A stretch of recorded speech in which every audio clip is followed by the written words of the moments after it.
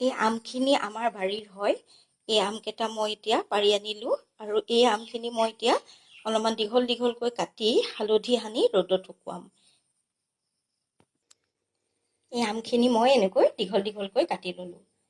এই আচাৰটো নহয় মোৰ আইতাই বনাইছিল আৰু যেতিয়া আইতাই বনাইছিল তেতিয়া মই চকু দি চাই আছিলোঁ আৰু অতি সহজ বনাবলৈ, কিন্তু খাবলৈ খুবেই সুন্দৰ হয়। আৰু ইয়াতে মই ভোট জলকীয়া দি কেনেকৈ বনাম আপোনালোকক দেখাম আৰু আপোনালোকে চাই থাকিব দেই। আৰু এই আমখিনি মই এতিয়া অলপমান ৰ'দত দিম। যদি কাঢ়া ৰ'দ হয় তেতিয়া আপোনালোকে এদিন দিলেও হ'ব, আৰু ৰ'দটো যদি পাতলীয়া হয় তেতিয়া 2 দিন দিব লাগিব। আৰু মই অলপমান আন্দাজমতে হালধি ছটিয়াই ল'লোঁ আৰু মই এতিয়া হালধিখিনি এনেকৈ মোহাৰি এতিয়া ৰ'দত ৰাখি থ'ম।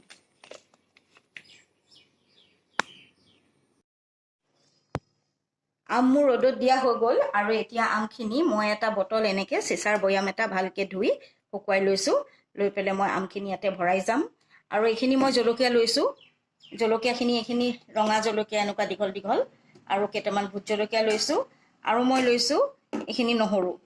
এইখিনি নহৰু মই এনেকৈ নহৰু কোহ লৈছোঁ। আৰু মই ল'ম ক'লা নিমখ, আৰু আমাৰ জেনেৰেল নিমখটো মই দিম।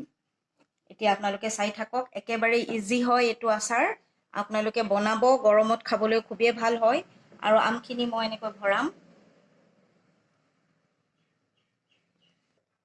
আম প্ৰায় মোৰ ভৰোৱা হৈ গৈছে আৰু অলপমান মই ওপৰত দিম। এতিয়া মই এনেকৈ কেঁচা মিঠাতেল দিম। সৰিয়হৰ কেঁচা মিঠাতেল দিব আপোনালোকে। এতিয়া মই নহৰুখিনি দি যাম। এতিয়া মই ইয়াৰ ওপৰত এনেকৈ জলকীয়া সুমুৱাই যাম। আপোনালোকে জলকীয়াৰ ঠাৰিকেইটা গুচাই ল'ব। এতিয়া মই আৰু অলপমান কেঁচা মিঠাতেল দিম। আপোনালোকে তেল যিমান খায়, আচাৰৰ তেল অৱশ্যে সৰহ হ'লে ভালে থাকে। এতিয়া মই ইয়াৰ ওপৰত নিমখ দিম। মই আমাৰ জেনেৰেল নিমখটো দিছোঁ আৰু ক'লা নিমখো দিম। আৰু মই ইয়াৰ ক'লা নিমখো দিছোঁ। মোৰ আমৰ আচাৰ ৰেডি হৈ গ'ল। আপোনালোকে বনাব, একেবাৰে সহজ। এইটো মই সৰু থাকোঁতে আইতাই বনোৱা দেখিছিলোঁ আৰু খাবলৈ খুবেই ভাল হয়।